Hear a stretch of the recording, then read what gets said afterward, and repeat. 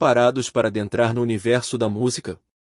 Nesta jornada fascinante, conheceremos uma figura lendária da música, Robert Johnson, um músico de blues que transcendeu as barreiras do tempo e da mortalidade.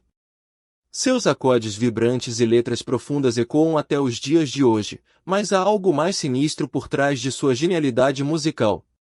Dizem as lendas que Johnson, em sua jornada musical, buscava fama e reconhecimento, mas não era talentoso o suficiente para tão feito. Preparem-se, pois vamos adentrar nas sombras do desconhecido e desvendar a verdade por trás do lendário pacto de Robert Johnson.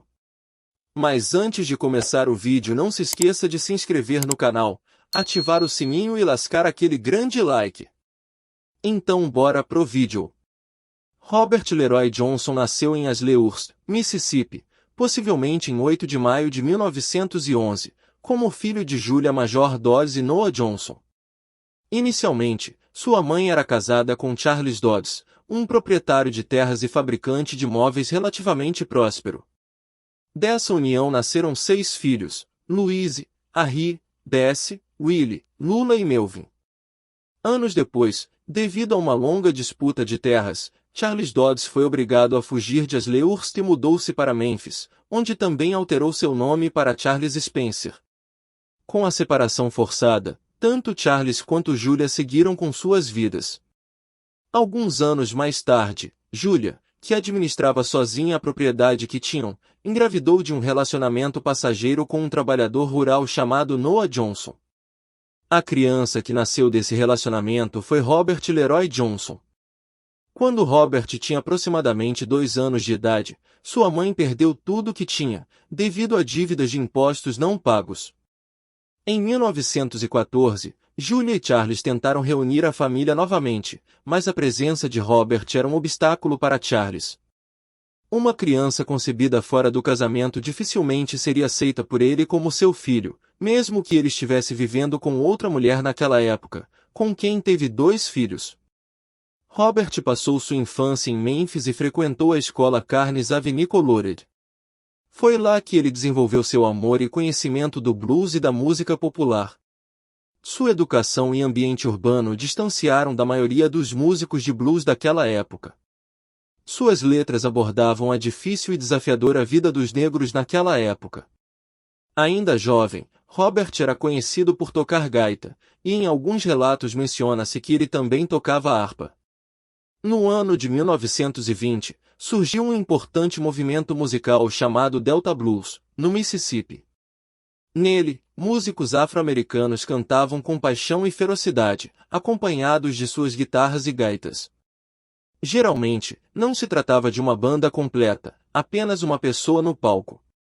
Dentre todos os músicos de blues que tocavam em Clarksdale nas décadas de 20 e 30, um dos mais influentes foi Robert Johnson, um guitarrista, cantor e compositor que será o personagem central de nosso vídeo.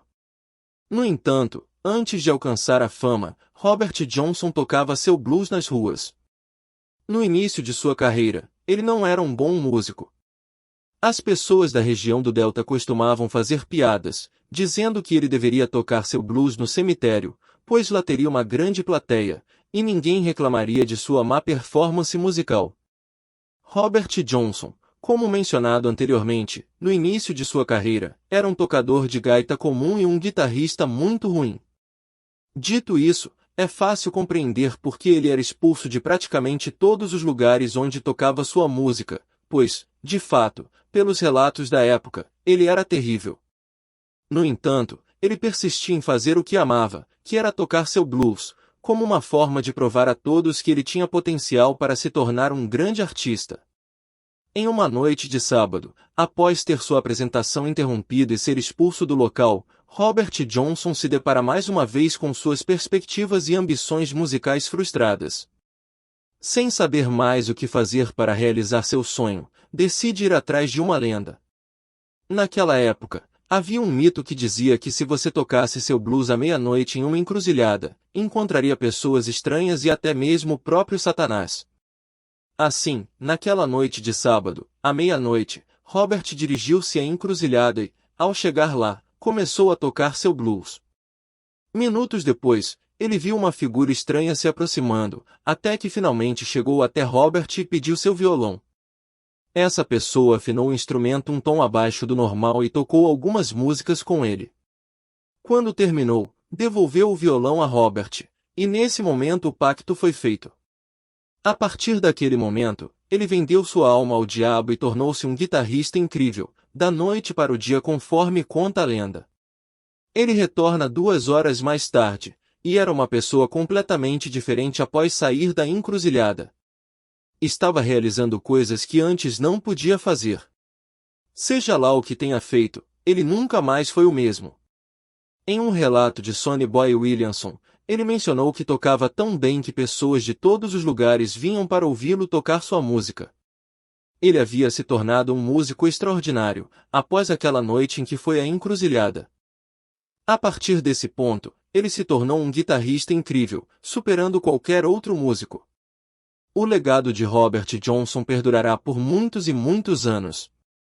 Não é possível ouvir uma música dos Beatles, Eric Clapton, Led Zeppelin ou dos Rolling Stones sem reconhecer a influência do estilo de Robert Johnson, o qual muitos desses músicos reproduziram. Keith Richards, integrante e fundador dos Rolling Stones, chegou a afirmar que ele tocava a guitarra melhor do que 3 músicos juntos, tamanho era seu talento. Atualmente, Robert Johnson é amplamente considerado um dos maiores artistas de blues de todos os tempos, e suas canções estão entre as gravações mais influentes da história desse gênero musical. No entanto, há muitos que apontam as letras de suas músicas como evidência de que ele teria feito um pacto com o diabo para alcançar a fama, sendo Crossroad Blues, ou o Blues da Encruzilhada, o nome de uma de suas músicas que reforça essa ideia. Tão enigmática foi sua ascensão, quanto a morte de Robert Johnson, que se tornou um dos membros do Clube dos 27 artistas famosos que faleceram aos 27 anos. Sua morte é cercada de mistério, e a causa exata ainda é desconhecida. Não houve uma autópsia formal realizada, em vez disso, foi realizado um exame superficial para documentar o atestado de óbito, e nenhuma causa imediata foi determinada. É provável que ele tenha tido sífilis, o que mais tarde levou profissionais médicos a suspeitarem que isso tenha sido um fator determinante para sua morte. No entanto, existe outra história que diz o seguinte. Johnson estava se apresentando há algumas semanas em um baile country em uma cidade localizada a cerca de 24 quilômetros de Greenwood. De acordo com uma teoria, ele teria sido assassinado pelo marido ciumento de uma mulher com quem ele flertou. Segundo o relato do músico de blues Sonny Boy Williamson, Johnson estaria flertando com uma mulher casada durante o baile, e ela lhe entregou uma garrafa de uísque envenenada pelo marido. Quando Johnson pegou a garrafa, Williamson a derrubou de sua mão, alertando-o para nunca beber de uma garrafa que não tivesse visto ser aberta pessoalmente. Johnson respondeu, "Nunca tire uma garrafa da minha mão." Pouco tempo depois, outra garrafa, envenenada, foi oferecida a ele, e ele aceitou. Relatos afirmam que Johnson começou a se sentir mal na noite seguinte e teve que ser ajudado a voltar para seu quarto nas primeiras horas da manhã.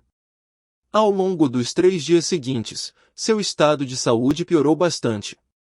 Testemunhas relataram que ele faleceu em convulsões de dor intensa.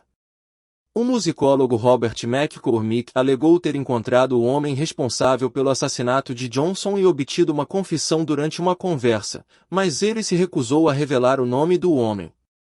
Existe também uma versão mais macabra, onde há aqueles que acreditam que Satanás em pessoa veio cobrar a dívida e levou sua alma. E chegamos ao final dessa incrível jornada pelos mistérios que cercam a vida de Robert Johnson. Sua música ainda ressoa em nossos ouvidos, envolta em segredos profundos e sombrios. Quais serão os mistérios que ele guardava consigo?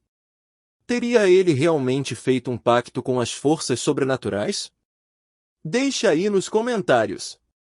Um forte abraço e até o próximo vídeo.